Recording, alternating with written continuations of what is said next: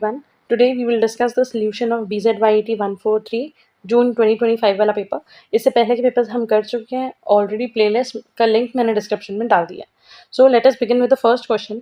First question बेटा definition होता है, तो यहाँ पे हमें तीन चीज़ें डिफाइन करनी है: मेटामॉर्फोसिस, डायपॉज और वेक्टोरियल कैपेसिटी. अगर हम बात करें मेटामॉर्फोसिस की, तो मेटामॉर्फोसिस क्या होता है? Gradual changing. बेसिकली अगर सपोज जैसे एग है, एग से जब डेवलप होकर एक अडल्ट फॉर्म होगा, तो कुछ कुछ ऑर्गेनिजम्स में हमें देखने के लिए मिलता है कि बीच की जो स्टेजेस होती हैं वो कम्प्लीटली अडल्ट फॉर्म से डिफरेंट होती हैं. ठीक है, तो यहाँ पे जो लार्वल स्टेज है या जो प्यूपा फॉर्म हो रहा है वो कम्प्लीटली डिफरेंट होता है इन टर्म्स ऑफ मॉर्फोलॉजी. उसकी एनाटॉमी डिफरेंट होती है अडल्ट फॉर्म से. तो इस टाइप के ट्रांसफॉर्मेशन को, इस टाइप के ग्रेजुअल चेंजिंग को हम क्या बोलते हैं? मेटामॉर्फोसिस.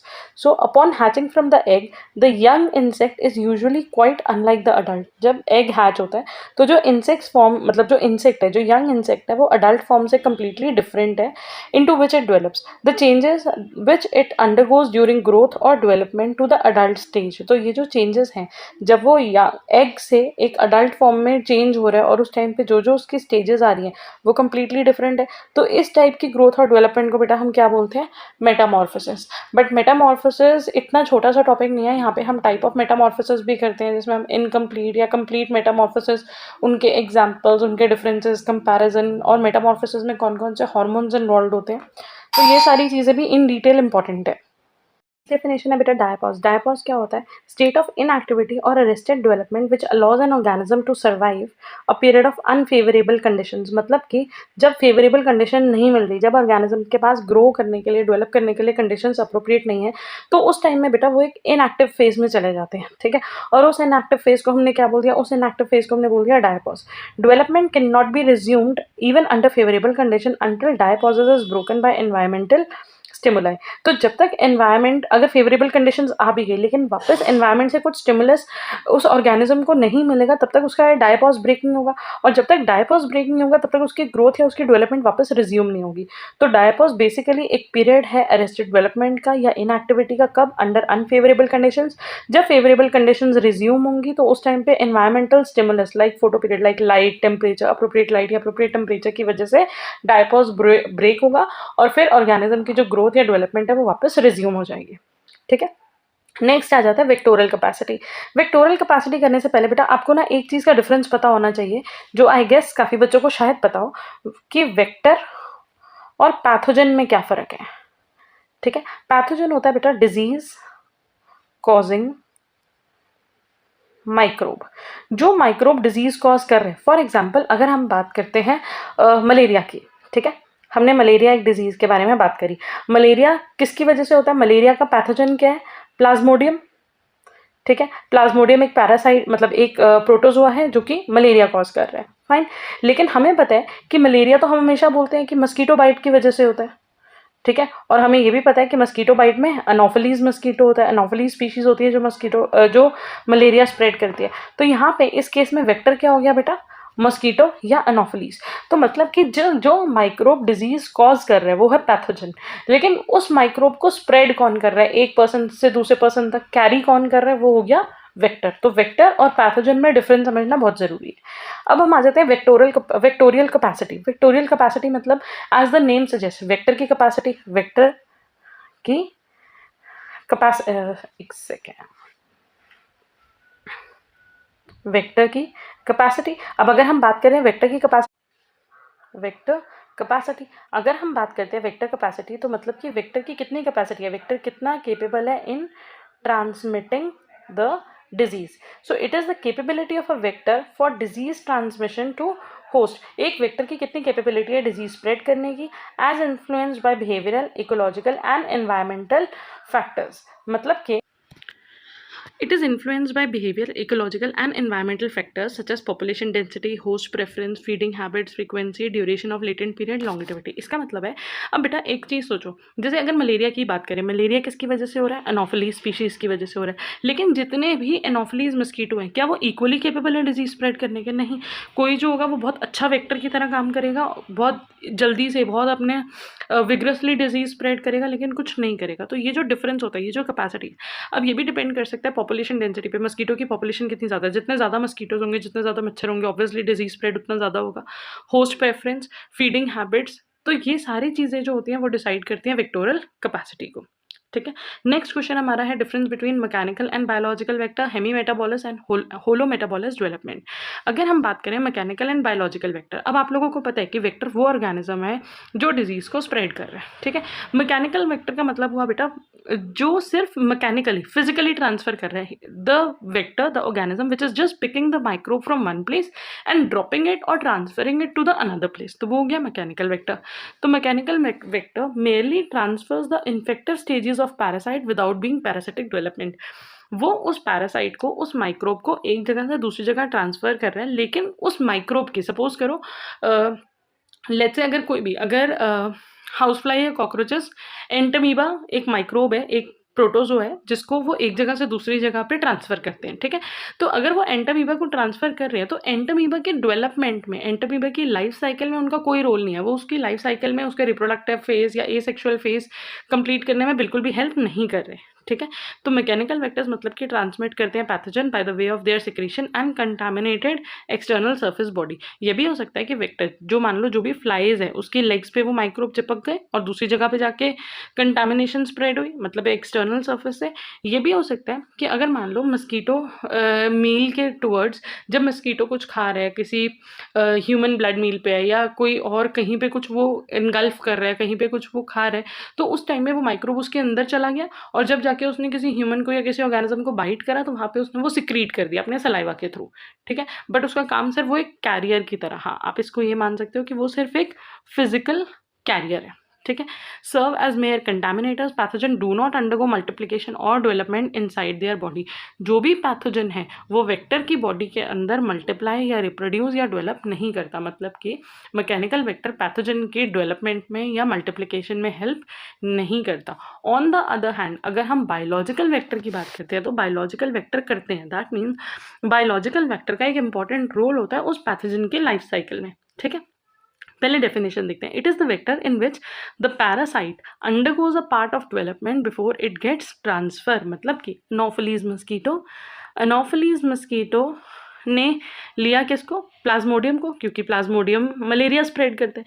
लेकिन जब ये प्लाज्मोडियम एनोफिलीज के अंदर जाएगा तो एनोफिलीज के अंदर, इस मस्कीटो के अंदर भी इसका लाइफ साइकिल का एक पार्ट कवर होगा, ये इसके अंदर भी डेवलप करेगा और रिप्रोड्यूस करेगा। मतलब वो जो ऑर्गेनिज्म है, जो प्लाज्मोडियम है, जो माइक्रोब है, वो अपनी लाइफ साइकिल कंटिन्यू करता रहेगा और उसके लिए ज़रूरी है।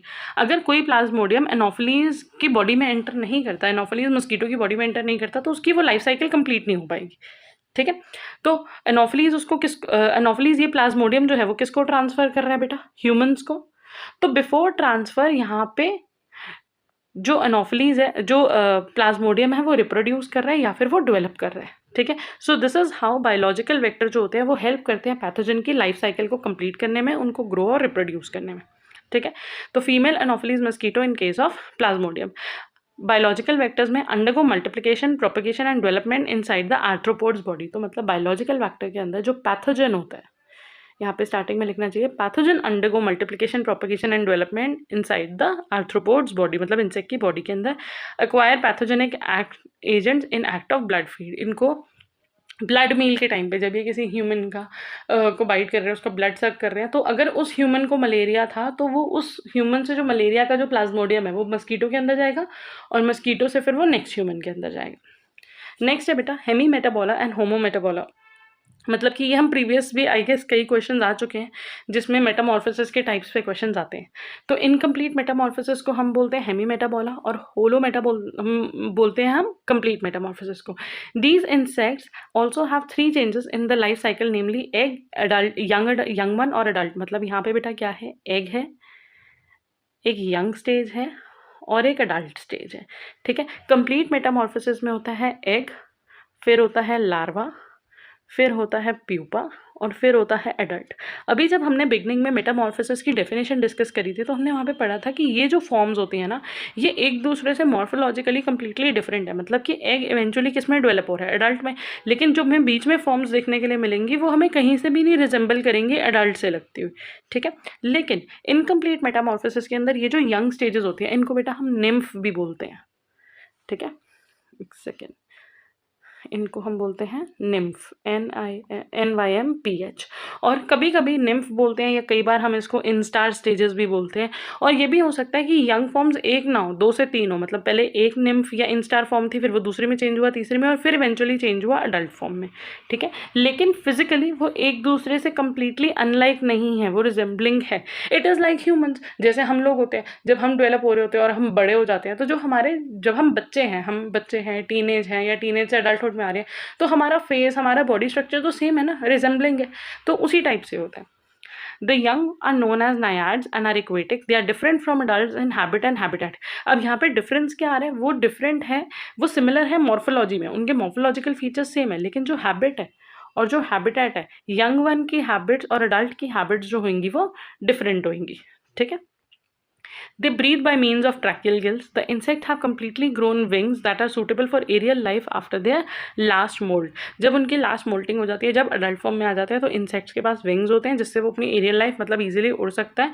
लेकिन उससे पहले जो यंग फॉर्म्स है वो एक्वेटिक फॉर्म्स है, वो पानी के अंदर ज़्यादा अच्छे से सर्वाइव कर पाते हैं। ठीक है।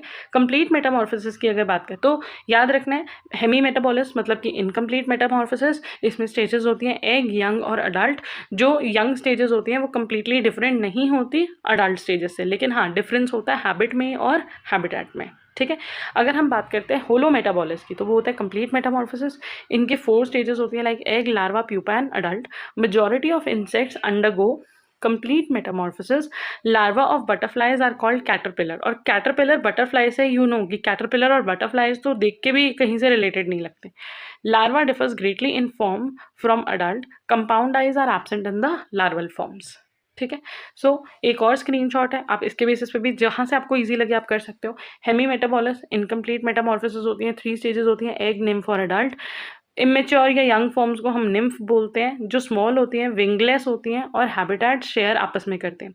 होलो मेटाबॉलिस में कंप्लीट मेटामॉर्फोसिस होता है, 4 stages, egg, larva, pupa and adult. फिर उसके अलावा they are worm like larva होता है इनका। They look completely different from adults, utilise a pupa stage to transform and usually inhabit different environment. मतलब इनका जो हैबिटेट होता है वो डिफरेंट होता है, और लार्वा के बाद प्यूपा फॉर्म आती है और फिर अडल्ट फॉर्म में चेंज होते हैं। ठीक है। तो स्टेजेस हमने पढ़ ली, एग, निम्फ और अडल्ट होती हैं। इसमें एग, लार्वा, प्यूपा और अडल्ट होती है।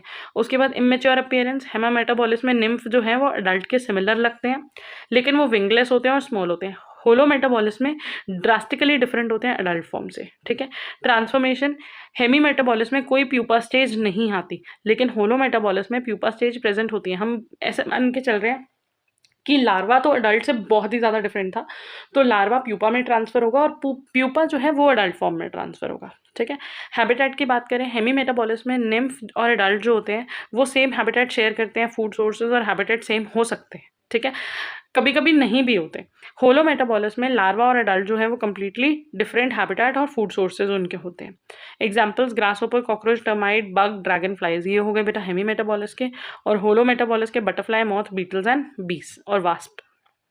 Next, match the following. तो ट्रेंच फीवर जो है वो बॉडी लाउस की वजह से होता है। होल्टेयर्स प्रेजेंट होते हैं हाउस फ्लाई में, ये उनके बैलेंसिंग ऑर्गन्स होते हैं। एलाइट्रा प्रेजेंट होता है बीटल्स में। Next, describe the causative factor, types and symptom of myiasis. तो मियासिस के फैक्टर्स क्या होते हैं, टाइप्स क्या होते हैं और सिम्टम्स क्या होते हैं। मियासिस होता क्या है, मियासिस होता है बेसिकली हाउस फ्लाइज से, हाउस फ्लाई के एग या लार्वा से स्प्रेड होने वाला जो डिजीज होता है वो होता है myiasis. Is cause by invasion of the body parts of human और एनिमल्स बाय हाउस फ्लाई। अगर एनिमल्स के अंदर या ह्यूमन्स के अंदर, अब ये बेसिकली कैसे हो सकता है ह्यूमन्स की बॉडी में या एनिमल्स की बॉडी में, बेटा ये ओपन वूंड से। अगर कोई एक एनिमल है, कोई एक ह्यूमन है, मतलब जिसको कहीं पे वूंड था, तो वहाँ पे चांसेस हैं कि हाउस फ्लाई जो है वो अपने एग ले कर देती है, और वो जब एग डेवलप होते हैं तो फिर बाद में they will cause myiasis. But human से भी ज़्यादा, because humans we use to bath and clean every day, we can take care of our cells. तो ह्यूमंस में भी मियासिस के चांसेस उतने ज़्यादा नहीं होते, दो एनिमल्स में these chances are much higher. ठीक है। हाउस फ्लाइज कैन ओविपोजिट, मतलब अपने एग्स को डिपॉजिट कर देती हैं ऑन और in human tissue if personal hygiene is not maintain. The flies sometimes can lay eggs on open wands, nasal passage, anus, vagina etcetera. तो बॉडी की जो ओपनिंग्स है, कोई वूंड है या अदरवाइज जो बॉडी की ओपनिंग है, वहाँ पे हाउस फ्लाई अपने एग ले करती है, और अगर वो एग फर्दर डेवलप होते हैं, अगर हम हाइजीन मेंटेन नहीं कर रहे तो एग्स डेवलप होंगे और डिजीज कॉज करेंगे। The larva that hatch out causes serious disorder. Egg and larva ingested with contaminated food and water can cause intestinal disorders. और अगर हमने ऐसा कोई खाना खा लिया जिसके अंदर द हाउस फ्लाइज के एग्स और लार्वा थे, तो वो जो डिजीज़ होगा वो हमें इंटेस्टाइन में फील होगा, मतलब इंटेस्टाइन में वो डिजीज़ कॉज करेंगे।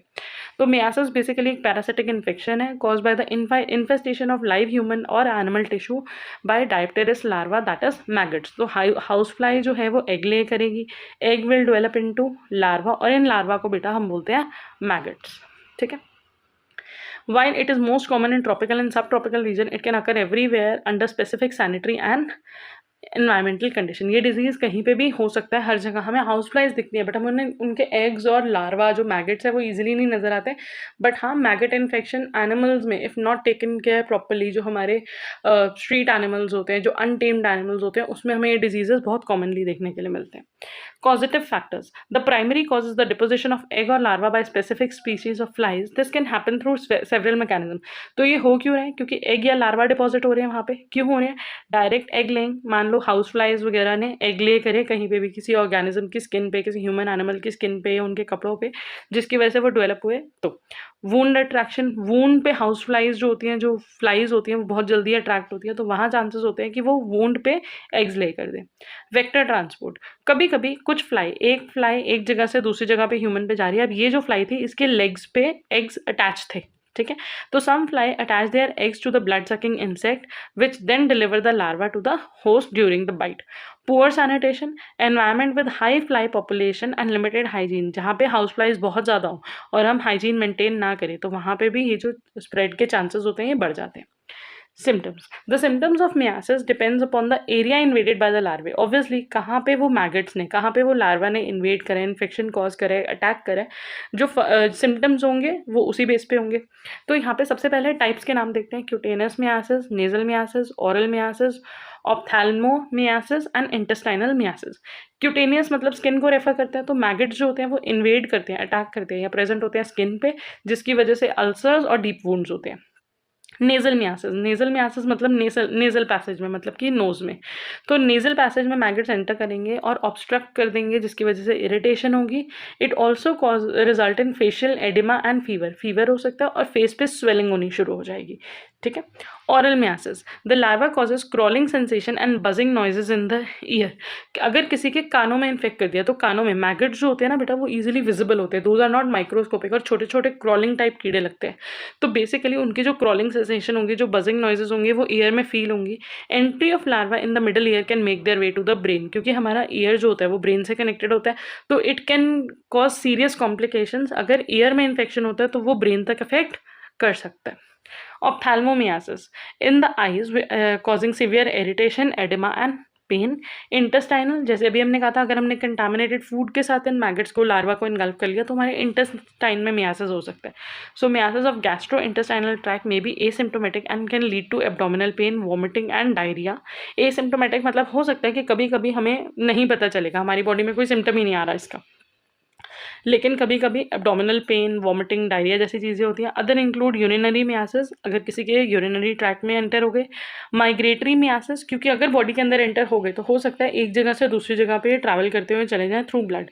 वजाइनल मियासिस, ओरल मियासिस, तो these are the different forms which may occur. तो अगर आप चाहो टाइप ऑफ मियासिस आप शॉर्ट में करना चाहो तो आप यहाँ से कर सकते हो, बट कोर्स बुक में बेटा ये वाला टॉपिक है, but this is also correct: cutaneous, wound, cavitary और एक्सीडेंटल। सिम्टम्स भी, अगर क्यूटेनियस है मतलब स्किन में हो रहा है तो वहाँ पे रेड बम्प्स हो जाएंगे, बॉयल्स जैसी फीलिंग हो जाएगी। Movement sensation, patient often report feeling something crawling या wiggling in their skin. A small breathing hole is usually visible at the centre of the lump. जहाँ पे भी अगर कोई लंप या वुंड हुआ है तो वहाँ पे एक छोटा सा होल नजर आएगा और होल के अंदर हमें ये मैगट्स नजर आने लग जाएंगे। Intense itching often worsens at night. Cavitary या वुंड सिम्टम्स में क्या होता है, अगर नेजल में, नोज में या ओरल में गए तो इरिटेशन करेंगे, ऑब्स्ट्रक्शन करेंगे। फाउल स्मेलिंग डिस्चार्ज, बहुत गंदी स्मेल आती है उस ऑर्गन से। Occasionally fever if a secondary infection develop, अगर इन्फेस्टेशन बहुत ज़्यादा है, बहुत ज़्यादा लार्वा या माइक्रोब्स प्रेजेंट हैं तो उसकी वजह से इन्फेक्शन जितना ज़्यादा होगा उतने कॉम्प्लिकेटेड सिम्टम्स होंगे। ठीक है। सो ये सिम्टम्स हम पहले भी कर चुके हैं। If you want to learn from this slide तो आप स्क्रीनशॉट ले सकते हो। Next, explain the transmission cycle of dengue. तो डेंगू बेटा, डेंगू स्प्रेड कैसे होता है हमें उसकी बात करनी है। सबसे पहले डेंगू, या सम पीपल में read it as dengue, dengue virus की वजह से होता है। ये एक वायरल इन्फेक्शन है जो कि वेक्टर बॉर्न भी है। वेक्टर बॉर्न मतलब मस्कीटो बॉर्न। अब पैथोजन क्या है बेटा, डेंगू वायरस, लेकिन ये, और वायरस कौन सा वायरस है, फ्लेवी वायरस, लेकिन ये स्प्रेड किसकी वजह से हो रहा है, मस्कीटो की वजह से हो रहा है, which is Aedes mosquito. Aedes species जो है तो होते हैं वो स्प्रेड करते हैं, ठीक है। So dengue is caused by dengue virus, a mosquito borne flavivirus. Dengue virus is a single positive stranded RNA virus of the family. तो ये एक आरएनए वायरस है जिसमें पॉजिटिव सिंगल आरएनए होता है, सिंगल स्ट्रैंडेड आरएनए होता है। It is transmitted through different species of Aedes mosquito. इसकी अगर हम ट्रांसमिशन साइकिल की बात करें तो through infected patients, mosquito acquires the virus while biting a dengue infected person. अगर मस्कीटो ने किसी एक ऐसे पर्सन को बाइट करा ड्यूरिंग ब्लड मील जिसको डेंगू वायरस था और वायरमिक फेज में, मतलब वो वायरस जो था वो भी एक्टिव फेज में था, तो ब्लड मील के टाइम पे जब मस्कीटो ने, सपोज ये मस्कीटो है, इसने एक ह्यूमन से ब्लड लिया और उस ब्लड के अंदर अगर वायरस था तो वो वायरस भी इस मस्कीटो के अंदर आ गया, ठीक है। और फिर ये मस्कीटो अगर किसी नेक्स्ट अनदर ऑर्गेनिज्म को बाइट करेगा तो ये उसके सलाइवा, मस्कीटो के सलाइवा के थ्रू नेक्स्ट ह्यूमन में चला जाएगा। So this is urban cycle. Next, from reservoir host, कुछ रिजर्वॉयर्स होते हैं, मतलब कुछ ऑर्गेनिजम्स होते हैं जिनके अंदर ये वायरस पोटेंशियली होता है, तो उनके थ्रू भी ये स्प्रेड हो सकता है। Reservoir of any disease is said to be non human host that sustains the pathogen. कुछ नॉन ह्यूमन होस्ट, कुछ ऐसे ऑर्गेनिजम्स, कुछ ऐसे एनिमल्स जिनके अंदर ये पैथोजन होता है and becomes the potential source of human infection. For example, यहाँ पे इसका सबसे कॉमन एग्जाम्पल है मंकीज। मंकीज के अंदर डेंगू वायरस होता है which may not infect them, but हाँ, अगर कोई ऑर्गेनिज्म को मंकी बाइट कर लेगा तो देर आर चांसेस कि वो मंकी के सलाइवा से जो डेंगू वायरस है वो उस ह्यूमन को हो गया, ठीक है। So wild monkeys are reservoir host of dengue virus and can spread the virus from jungle to human. This is sylvatic और पेरी अर्बन साइकिल। तो अर्बन साइकिल एक नॉर्मल साइकिल जिसमें मस्कीटो ने अगर किसी इन्फेक्टेड पर्सन को bite करा तो वो जो वायरस या इन्फेक्शन था मस्कीटो के अंदर आ गया। अब मस्कीटो किसी सेकंड पर्सन को बाइट करेगा तो इन्फेक्शन उसके अंदर चला जाएगा। पेरी अर्बन साइकिल, जो रिजर्वॉयर होस्ट होते हैं, कुछ ऑर्गेनिज्म, कुछ नॉन ह्यूमन ऑर्गेनिजम्स होते हैं जिनके अंदर वो पैथोजेंस इजीली सर्वाइव करते हैं, तो उनके थ्रू भी वो स्प्रेड हो सकते हैं। नेक्स्ट है ट्रांस ओवेरियल ट्रांसमिशन, मतलब कि टीओटी है, जिसको हम वर्टिकल ट्रांसमिशन भी बोलते हैं। Virus can be transmitted to the next generation of mosquito through eggs. The eggs are infected during multiplication of virus in the body of mosquito and passed on to the next generation maintaining the virus in nature. The infection from one person to other is known as transverse transmission. तो basically क्या हुआ बेटा, suppose एक mosquito है, उसकी body में dengue virus है, ठीक है। अब इस मस्कीटो ने जब एग्स ले करे तो इसके एग्स में भी ये डेंगू वायरस है। अब ये जो एग्स जब डेवलप होंगे लार्वा में, फिर उसके बाद अडल्ट फॉर्म में, ठीक है, तो ये अडल्ट के अंदर तो डेंगू वायरस प्रेजेंट है ना, और ये जिस ह्यूमन को बाइट करेगा उसको भी इन्फेक्शन हो जाएगा। तो बेसिकली मस्कीटो ने डायरेक्टली बाइट नहीं करा किसी ह्यूमन को, लेकिन उसके एग्स में वो इन्फेक्शन आया और उस तो वो नेक्स्ट जनरेशन इन्फेक्शन हो गया ना बेसिकली। तो इस टाइप के इन्फेक्शन को हम बोलते हैं ट्रांस ओरोवेरियल ओवेरियल ट्रांसमिशन, ठीक है। एक बार इसको दोबारा से रीड कर लेते हैं। The virus can be transmitted to the next generation of mosquito through eggs, मतलब कि ये जो वायरस है वो नेक्स्ट जनरेशन में जा रहा है किसके थ्रू, एग्स के through. Eggs are infected during multiplication of virus in the body of mosquito. Eggs में ये वायरस आया कैसे, एग्स इन्फेक्टेड हुए कैसे, क्योंकि जब ये मस्कीटो था, जो हमारा मेन मस्कीटो है जिसकी बॉडी में ये डिजीज़ है, जब उसके अंदर एग्स डेवलप हो रहे थे, एग्स बन रहे थे, तो ये वायरस भी उसके अंदर चला गया था, ठीक है। And are pass to the next generation maintaining virus in the nature. उसके अलावा अगर एक पर्सन से दूसरे पर्सन में इन्फेक्शन होता है, फॉर एग्जाम्पल एक सिक पर्सन था, उसको किसी मस्कीटो ने बाइट करा, अब मस्कीटो के अंदर वायरस आ गया, जब मस्कीटो किसी हेल्दी पर्सन को बाइट करेगा तो बेसिकली इस टाइप का जो ट्रांसमिशन होता है इसको क्या बोलते हैं, वर्टिकल ट्रांसमिशन, ठीक है। ये अर्बन साइकिल का कि एक ह्यूमन था जिससे इन्फेक्शन गया मस्कीटो के अंदर, मस्कीटो से गया नेक्स्ट ह्यूमन के अंदर, फिर उस ह्यूमन से अगेन किसी नेक्स्ट मस्कीटो के अंदर, एंड द साइकिल कंटिन्यूस। उसी तरह सिल्वेटिक साइकिल में हमने यहाँ पे पढ़ा कि रिजर्वॉयर होस्ट होते हैं मंकी। ये भी हो सकता है कि मंकी ने अगर ह्यूमन को बाइट कर लिया तब भी हो गया, या फिर ऐसा भी हो सकता है कि मंकी को मस्कीटो ने बाइट करा, मस्कीटो को हो गया और मस्कीटो से फिर ह्यूमन को हो गया, ठीक है। ये एक कनेक्टेड साइकिल है जिसमें मेन साइकिल होती है डेंगू की अर्बन साइकिल, जिसमें ह्यूमन से गया मस्कीटो में और मस्कीटो से वापस आ जाएगा ह्यूमन में। पेरी अर्बन साइकिल, मंकी से गया मस्कीटो में और मस्कीटो से मंकी में। अब यहाँ पे ये भी हो सकता है कि ये जो मंकी थे, मंकी से किस में चला गया, अर्बन साइकिल है, मतलब ह्यूमंस में। ये भी हो सकता है कि मंकी से जो मस्कीटो था वो इस एडीज मस्कीटो ने नहीं लिया, वो इस एडीज स्पीशीज ने ले लिया, ठीक है, क्योंकि एडीज के भी बेटा हम एडीज मस्कीटो जब बोलते हैं तो एडीज में भी बहुत सारे स्पीशीज होते हैं। And this is trans ovarial transmission, जिसमें मस्कीटो के एग्स में इन्फेक्शन गया और एग से अडल्ट मस्कीटो बना और फिर उसने ट्रांसमिट करा। Once virus reaches the mosquito bodies it multiplies and reaches the salivary gland. अब क्या हुआ, मस्कीटो ने अपनी ब्लड मील के टाइम पे, ठीक है, एक सिक पर्सन को बाइट करा और सिक पर्सन से जो वायरस था वो मस्कीटो के अंदर आ गया। ठीक है, सो अब क्या हो रहा है, अब मस्कीटो के अंदर आ गया। Once virus reaches mosquito body, अब ये क्या करेगा, मल्टीप्लाई करेगा और मस्कीटो के सलाइवरी ग्लैंड में आ जाएगा, उसके माउथ में, उसके सलाइवरी ग्लैंड में आएगा। और क्योंकि सलाइवरी ग्लैंड से ही तो होगा ना, जब वो किसी नेक्स्ट पर्सन को बाइट करेगा तो उसके सलाइवरी ग्लैंड से वो वायरस जो है वो उस नेक्स्ट पर्सन की बॉडी में इंजेक्ट हो जाएगा। ठीक है, but the time period from infected blood meal taken by the mosquito to appearance of virus in the salivary gland, जब उसने ब्लड मील ली, अब धीरे धीरे वायरस यहाँ पे अपनी रिप्रोडक्टिव साइकिल करेगा, मल्टीप्लाई करेगा, उसके बाद जाके वो उसके सलाइवा में, उसके माउथ में आएगा। तो ये जो टाइम होता है, this is a different period of time, जिसको हम बोलते हैं एक्सट्रिंसिक इंक्यूबेशन पीरियड। तो वो टाइम पीरियड ब्लड मील लेने से लेकर, मतलब माइक्रोब उसकी बॉडी में एंटर हो गया ब्लड मील के टाइम पे, तो ब्लड मील लेने से लेकर कब तक वो वायरस जो है वो सलाइवरी ग्लैंड के अंदर अपीयर होता है, आता है, उस ड्यूरेशन को हम क्या बोलते हैं बेटा, extrinsic incubation period. This period is approximately 8 to 12 days and temperature dependent. Rise in temperature reduces the incubation period. तो गर्मियों में जब टेम्परेचर ज़्यादा होता है तो ये incubation period 8 to 12 days का नहीं, उससे कम होता है। After in extrinsic incubation period, Aedes can transmit the virus to healthy person while taking blood meal during the mosquito, during which mosquito injects the saliva in human blood. तो इन extrinsic incubation period के बाद क्या हुआ, ये Aedes जो है वो एक हेल्दी पर्सन के अंदर भी डिजीज ट्रांसमिट कर सकता है ब्लड मील के थ्रू, ब्लड मील के टाइम पे। और जब ये मस्कीटो किसी सेकेंड ह्यूमन को बाइट करेगा तो सलाइवा के थ्रू जो वायरस है वो ह्यूमन के अंदर चला जाएगा। The time duration from the bite of infective mosquito to appearance of first symptom of disease is known as intrinsic incubation period.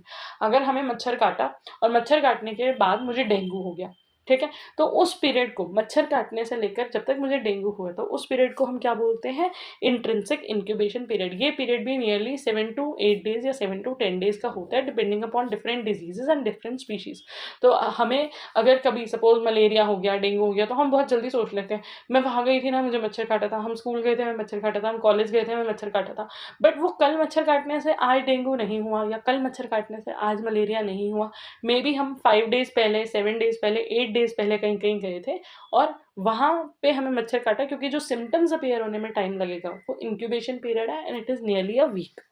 ठीक है, सो ये एक लाइफ साइकिल दिखाई हुई है। यहाँ पे जैसे एक डिजीज पर्सन है, डिजीज पर्सन को मस्कीटो ने बाइट करा तो अब ये वायरस बेटा मस्कीटो के अंदर आ गया। अब एक्सट्रिंसिक इंक्यूबेशन पीरियड मतलब इस वायरस के सलाइवरी ग्लैंड, इस मस्कीटो के सलाइवरी ग्लैंड में वायरस आने तक कितने दिन लगा देगा, 8 से 12 दिन। तो that is extrinsic incubation period. अब ये 8 से 12 दिन के बीच में ऐसा तो नहीं है कि इस मस्कीटो ने किसी को बाइट ही नहीं करा होगा लेकिन इन्फेक्शन नहीं फैला। ठीक है, क्योंकि उस वायरस को डेवलप होने में, माउथ तक आने में 8 से 12 दिन लग रहे थे। तो मतलब कि इन द मीन टाइम इस मस्कीटो ने इन्फेक्शन स्प्रेड नहीं करा, बट 8 से 12 दिन में जब ये जो वायरस था उसके सलाइवरी ग्लैंड में आ गया, अब ये एक पोटेंशियल वेक्टर बन गया। अब ये एक हेल्दी पर्सन को अगर बाइट करेगा तो हेल्दी पर्सन के अंदर ये वायरस आ जाएगा, लेकिन हेल्दी पर्सन को डिजीज दिखने में, उसकी बॉडी में सिम्टम्स आने में भी 5 से 10 दिन लग जाएंगे, और इसको हम बोलते हैं इंट्रिंसिक इंक्यूबेशन पीरियड। ठीक है, और इसी तरह साइकिल रिपीट होगी। हेल्दी पर्सन को फिर कोई मस्कीटो बाइट करेगा, फिर उस मस्कीटो की बॉडी के अंदर वायरस आ जाएगा and the cycle will go on. ठीक है, explain the transmission of kala azar by sand flies and write their control measure. ये क्वेश्चन रिपीटेड है, जून 23 में आ चुका है, 24 में आ चुका है, बट थोड़ा सा डिफरेंट वर्ड्स में था। बट यहाँ पे आपको याद रखना है कि जब वो बोल रहे हैं describe the life cycle in short, मतलब सॉरी, जब वो आपको बोल रहे हैं ट्रांसमिशन ऑफ सैंड फ्लाइज को हमें एक्सप्लेन करना है, तो वहाँ पे आपको लाइफ साइकिल एक्सप्लेन करनी है शॉर्ट में। और प्रोमास्टिकेट फॉर्म के बारे में जो हमने पढ़ा था जून 24 और दिसंबर 23 वाले पेपर में, तो specifically transmission of kala Azhar में लाइफ साइकिल को शॉर्ट में डिस्क्राइब करना है, प्लस मेनली उसकी प्रोमास्टिकेट फॉर्म जो है वो डिस्क्राइब करनी है, क्योंकि सैंड फ्लाइज वाला पार्ट यहाँ पे पूछा हुआ है। ठीक है, नेक्स्ट कॉन्सेप्ट, ऑब्जेक्टिव एंड की element of insect vector management. Insect vector management बेटा एक इंपॉर्टेंट टॉपिक है, इससे बहुत बार 5 to 10 मार्क्स के क्वेश्चन आने के चांसेस होते हैं, तो इस पर हमने अलग वीडियो करी हुई है already, you will find the link in the description. Again biological methods of insect vector management, ये भी इंसेक्ट वेक्टर मैनेजमेंट में कवर हो जाता है। Life cycle of malarial parasite repeated question है बेटा, जो ऑलरेडी दिसंबर 23 में हम कर चुके हैं। So with this I will and this part of the video. So this will be the part 1। जो बाकी का पेपर है वो हम डिस्कस करेंगे बेटा पार्ट 2 में, और उसके अंदर हम इसके बचे हुए क्वेश्चंस करेंगे, otherwise it will be too lengthy. But make sure इससे पहले के जितने भी पेपर्स हैं वो ऑलरेडी चैनल पे प्रेजेंट है, मैं डिस्क्रिप्शन में प्लेलिस्ट का लिंक दे दूंगी। All the best, thank you so much for watching, hope you will find it useful, and if you have any doubt put that in the comment section. Thank you.